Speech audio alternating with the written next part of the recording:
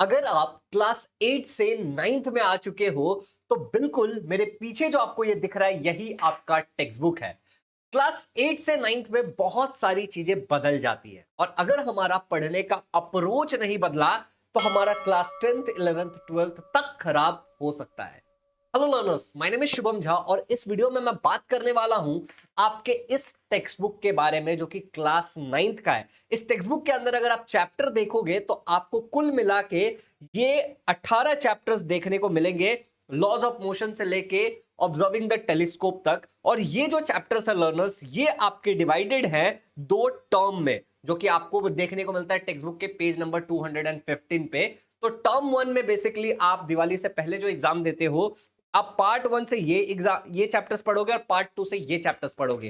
But आप तो कहोगे कि भैया मेरी तो बस एक ही टेक्स्ट बुक है, तो पार्ट वन पार्ट टू कैसे? और भैया सर, ये जो हमारा 8th स्टैंडर्ड था वहां पे तो एक ही साइंस का पेपर होता था, तो यहां पे बदलाव क्या है? बदलाव केवल एग्जाम के पैटर्न में नहीं है, बदलाव हमें हमारे स्टडीज में भी लाना पड़ेगा। My name is Shubham Jha. इस चैनल पर नए हो तो सब्सक्राइब कर लो, क्योंकि इस चैनल के ऊपर इन 18 के 18 चैप्टर्स के जो वीडियोस हैं मैं वो अपलोड करने वाला हूं आप सभी के। इसके अलावा मैंने ये चैप्टर्स कई बार और भी पढ़ा रखा है, जिनके रिसोर्सेस आपको कहां मिलेंगे वो भी मैं इस वीडियो में बताऊंगा। तो सब्सक्राइब कर लिया, वीडियो को लाइक करके अपने अटेंडेंस लगा दो। और अब हम करते हैं हमारा topper mode on for science. तो नीचे कमेंट में लिख दो topper mode on. Hey learners, हमारा जो ये साइंस है उसको पढ़ने से पहले हम जानते हैं कि 8th स्टैंडर्ड और 9th स्टैंडर्ड में मेजर क्या अंतर होने वाला है। 8th स्टैंडर्ड में अक्सर ये होता है कि आपको इंपॉर्टेंट क्वेश्चन आपके टीचर्स बता देते हैं और वही बिल्कुल एग्जाम में उठ करके आ जाता है। बट 9th स्टैंडर्ड में ऐसा नहीं होगा। 9th स्टैंडर्ड में आपका जो टेक्स्ट बुक है उसके अंदर थोरली फिजिक्स, केमिस्ट्री, बायोलॉजी, ईवीएस, ये सारी चीजें इंक्लूडेड है। और जो अच्छे टीचर्स होंगे वो आपको कॉन्सेप्ट समझाएंगे and they will hope, they want कि तुम अब इस कॉन्सेप्ट के बेसिस पे आंसर्स को लिख सको, क्वेश्चन को सॉल्व कर सको, केमिकल रिएक्शंस को समझ सको, बायोलॉजी के प्रोसेस को लिख सको। This is very important. तो एक तो हमें यह समझ में आ गया कि हमारे इस टेक्स्ट बुक के अंदर कुछ फिजिक्स के चैप्टर है, कुछ केमिस्ट्री के चैप्टर है, कुछ बायोलॉजी के चैप्टर है, कुछ ईवीएस के चैप्टर है। चलो क्लियर हो गया। और ये टेक्स्ट बुक पे जो आपका एग्जाम होगा वो साइंस 1 का एक एग्जाम होगा, साइंस 2 का एक एग्जाम होगा। अगर मैं सेमेस्टर की बात करूं तो आपके 40-40 नंबर के दोनों एग्जाम होंगे। 100 मार्क का टोटल साइंस है, 40-40 नंबर के होंगे। यूनिट टेस्ट में आपके 20-25 नंबर के जो भी होते हैं, बट स्टिल साइंस 1 भी होगा, साइंस 2। अब देखो, जैसा कि आपको मैंने टेक्स्ट बुक के अंदर दिखाया था कि दो टर्म में आपको पढ़ना है, तो दिवाली से पहले मोस्टली आप ये वाली चीजें पढ़ते हो, दिवाली के बाद आप ये वाली चीजें पढ़ते हो। और यहां पे अगर तुम बहुत ध्यान से देखोगे तो तुमको ये चैप्टर्स देखने को मिलता है। पहला चैप्टर जो आपको देखने को मिलेगा that is laws of motion, science part 1 से। फिर आपको क्लासिफिकेशन ऑफ प्लांट्स, अब ये बायोलॉजी से। तो देखो, ये वाला जो चैप्टर है तुम्हारा वो फिजिक्स से आ गया, ये वाला चैप्टर तुम्हारा केमिस्ट्री से आ गया।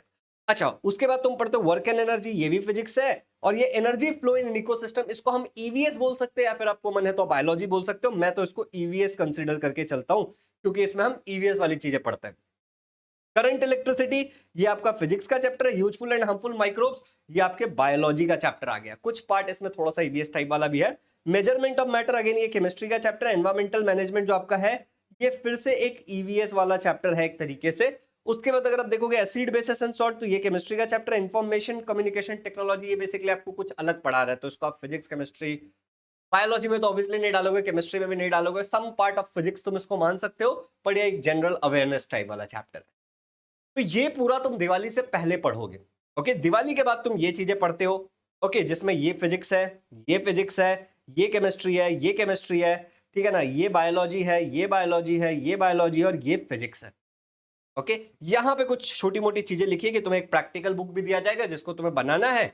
अब किस चैप्टर को पढ़ने का क्या अंदाज होना चाहिए? जैसे एग्जांपल के लिए, जब मैं फिजिक्स पढ़ रहा हूं, जब मैं केमिस्ट्री पढ़ रहा हूं, जब मैं बायोलॉजी पढ़ रहा हूं, तो मुझे मेरे पढ़ाई के अप्रोच में क्या बदलाव लाना है कि मैं फिजिक्स में भी, केमिस्ट्री में भी, बायोलॉजी में भी, मतलब साइंस 1 में भी, साइंस 2 में भी बहुत अच्छे नंबर स्कोर कर सकूं। आप जानना चाहते हो तो ध्यान से सुनना कि हमें बदलाव क्या लाना है।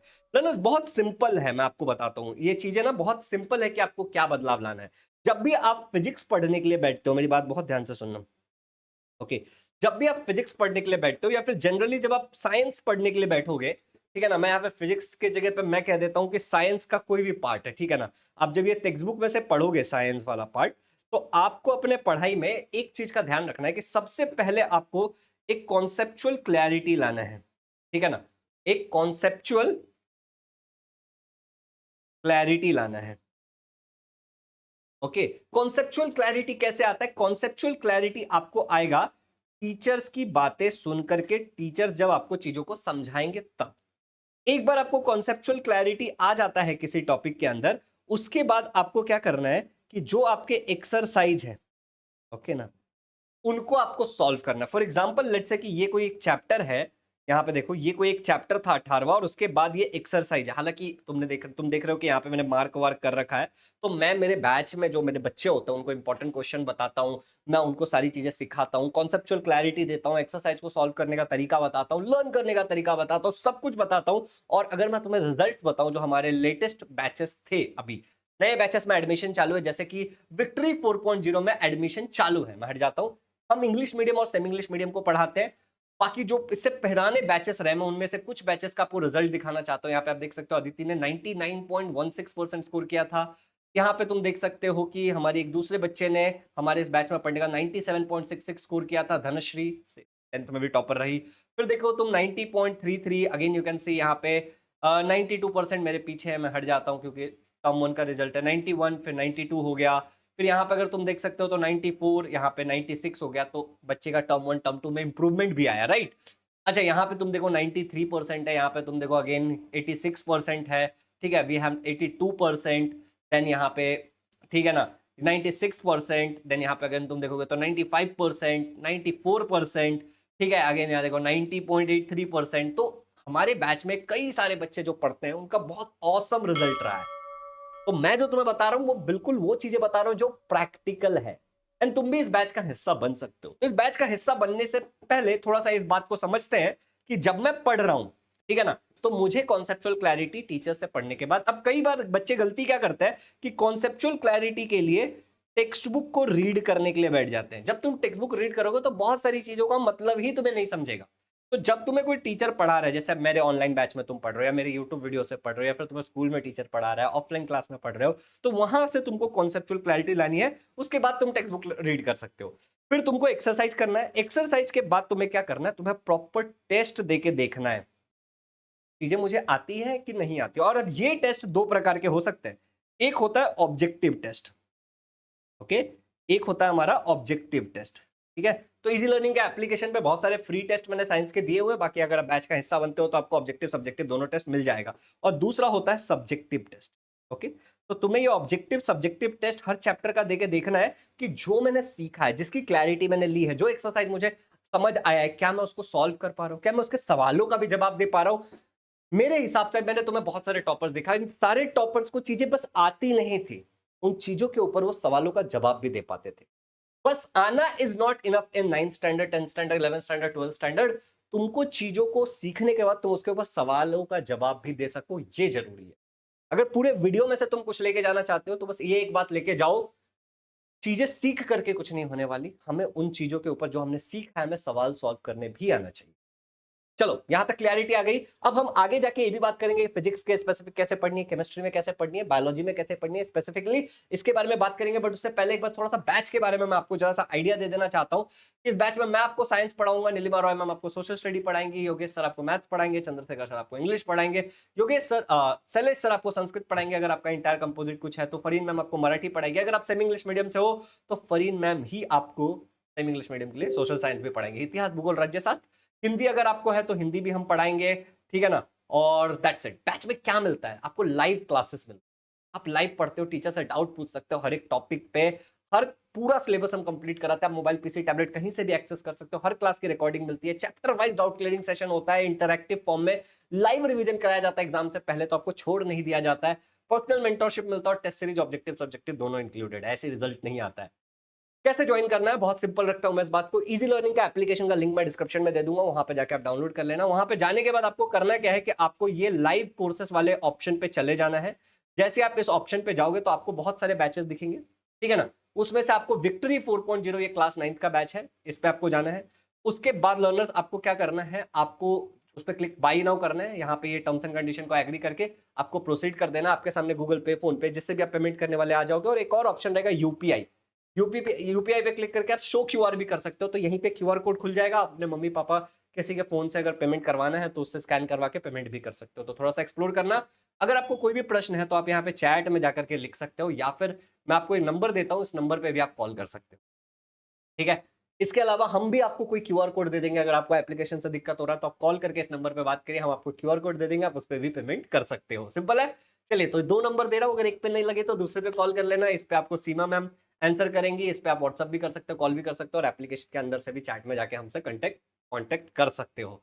Okay, thank you so much for understanding about the batch. I really want कि आप में से बहुत सारे बच्चे इस बैच को ज्वाइन करें और हम 9th को धमाकेदार बना दें। चलिए, तो हमने ये समझ लिया कि भाई ओवरऑल साइंस में पढ़ने का तरीका ये है, पर किस चीज का कॉन्सेप्चुअल क्लैरिटी आएगा कैसे? तो भैया अगर मान लो कि मैं अगर फिजिक्स पढ़ रहा हूं तो मेरा अप्रोच क्या होना चाहिए फिजिक्स पढ़ने के टाइम? फिजिक्स पढ़ने के टाइम तेरा अप्रोच ये होना चाहिए बालक कि सबसे पहले जो टीचर पढ़ा रहा है उसको तो समझ, वही वाली बात हो गई, ठीक है ना। टीचर से कॉन्सेप्ट सीख। ओके, एक बार टीचर से तूने कॉन्सेप्ट सीख लिया कि हाँ डिस्प्लेसमेंट मतलब ये होता है, डिस्टेंस मतलब ये होता है, एक्सलरेशन मतलब ये होता है, उसके बाद जा करके ना, ठीक है ना, तू उस चीज को एक बार मतलब जो टीचर से नोट्स बना है या फिर टेक्स्ट बुक वाला पार्ट जो है या फिर जो क्वेश्चन वाला पार्ट है उसको खुद से ट्राई कर। जस्ट इमेजिन लाइक दिस कि तुम किसी और को समझा रहे हो कि डिस्टेंस क्या होता है, डिस्प्लेसमेंट क्या होता है, एक छोटे बच्चे को समझा रहे हो, क्या तुम वो कर पाओगे? अगर कर पाओगे तो तुम्हें कॉन्सेप्ट आ गया है, और फिर तुम उसके न्यूमेरिकल्स भी ट्राई करना। फिजिक्स में बहुत इंपॉर्टेंट है कि हम न्यूमेरिकल्स को बिल्कुल ना छोड़े, और न्यूमेरिकल्स करने के लिए तुम्हारे बेसिक मैथ्स बिल्कुल ठीक होना चाहिए, ठीक है ना, कि एलएचएस से आरएचएस में डाल दिया तो क्या होगा, डिनोमिनेटर से न्यूमेरेटर में लेके चले गए तो क्या होगा, मल्टीप्लाई कैसे करते हैं, डिवाइड कैसे करते हैं, अगर ये सारी चीजें बातें क्लियर है तो तुमको फिजिक्स में कोई खास दिक्कत नहीं आएगी। यहाँ पे ये टीचर का कॉन्सेप्ट क्लियर करना बहुत जरूरी है, और तुम्हारा खुद से ट्राई करना, चाहे वो क्वेश्चंस को सॉल्व करके देखो, डेफिनेशंस को लिख करके देखो, किसी को समझा करके देखो, या फिर जस्ट इमेजिन करो कि तुम किसी को समझा रहे हो, बहुत इंपॉर्टेंट है। तभी तुम ये न्यूमेरिकल और बेसिक मैथ्स वाली चीजें कर पाओगे। न्यूमेरिकल्स के लिए बेसिक मैथ सुपर इंपॉर्टेंट है। तो अगर तुमको न्यूमेरिकल नहीं जम रहा तो 2 प्रॉब्लम हो सकता है। एक प्रॉब्लम ये हो सकता है कि तुमको क्वेश्चन नहीं समझा है, ओके, कंसिडरिंग कि तुम्हें कॉन्सेप्ट आ गया है, और दूसरा इशू ये हो सकता है कि तुम्हारा बेसिक मैथ्स कच्चा है। ओके, तो ध्यान रखना। अब बात करते हैं कि अगर मैं केमिस्ट्री पढ़ रहा हूं तो केमिस्ट्री में मुझे क्या चीजें करनी है। केमिस्ट्री पढ़ने के लिए सबसे ज्यादा जरूरी यह है कि तुम्हें बेसिक एलिमेंट्स के नाम आने चाहिए। ओके, एलिमेंट्स का नेम, ओके, उनका मॉलिक्यूलर फॉर्मूला आना चाहिए, है ना। मॉलिक्यूलर फॉर्मूला वैसे तुमको कंपाउंड्स के भी आने चाहिए, तुमको वैलेंसी अच्छे से समझ आनी चाहिए, ओके, तुम्हें रिएक्शन अच्छे से समझ आना चाहिए, ओके। ये कुछ चीजें टीचर ही तुम्हारा क्लियर करेगा, कॉन्सेप्ट क्लैरिटी में आ जाएगा। अब एक एग्जांपल से समझते हैं कि भैया एलिमेंट्स मतलब हाइड्रोजन को H बोलते हैं, लिथियम को Li बोलते हैं, कार्बन को C बोलते हैं, सोडियम को Na बोलते हैं, पोटेशियम को K बोलते हैं, ये वाली बातें कर रहा हूं मैं।